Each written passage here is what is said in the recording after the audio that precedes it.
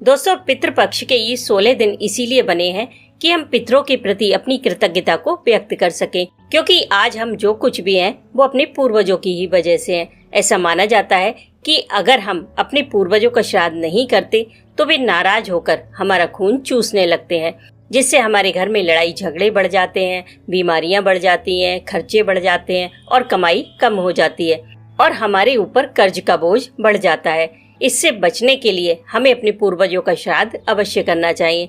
लेकिन आजकल की भागदौड़ से भरी जिंदगी में किसी के पास इतना समय नहीं है कि वो बहुत बड़े पैमाने पर श्राद्ध कर सके, और वो करना भी नहीं चाहिए, क्योंकि बड़े पैमाने पर श्राद्ध नहीं सिर्फ दिखावा होता है। आज मैं आपको श्राद्ध की बहुत ही आसान विधि बताने वाली हूँ। तो सबसे पहले आप ये समझ लें कि श्राद्ध होता क्या है।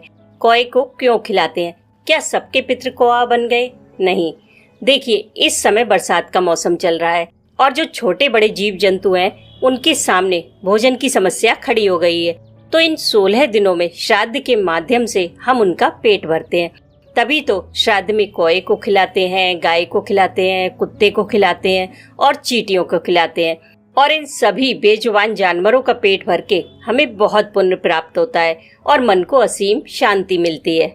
और जब हम इन जानवरों को खिलाते हैं तो हमारे ग्रह संबंधी दोष भी बहुत जल्दी दूर हो जाते हैं। इसलिए पितृ पक्ष में हम ब्राह्मणों को भी भोजन कराते हैं, क्योंकि इस समय देव शयन काल में है, कोई भी मांगलिक कार्य नहीं हो रहा है। ऐसे में ब्राह्मणों को भी रोटी की समस्या आ सकती है। हालांकि अब ऐसा नहीं है, लोग एक काम पर ही डिपेंड नहीं रहते, लेकिन फिर भी मकसद यही था।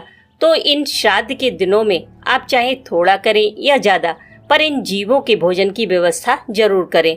अपने पितरों के नाम से किसी भूखे गरीब को भोजन कराएं, सूखा राशन दान करें, हरी सब्जियां लेकर गाय को खिला सकते हैं, ब्रेड और दूध कुत्तों को खिला सकते हैं, सूखा आटा या नारियल का बुरादा चींटियों को डाल सकते हैं, किसी गरीब ब्राह्मण को कुछ पैसे दान कर सकते हैं। और अगर ये सब भी संभव ना हो तो मात्र एक दीपक भी अगर आप दक्षिण दिशा में जला देंगे तो वह भी आपका श्राद्ध की श्रेणी में ही माना जाएगा।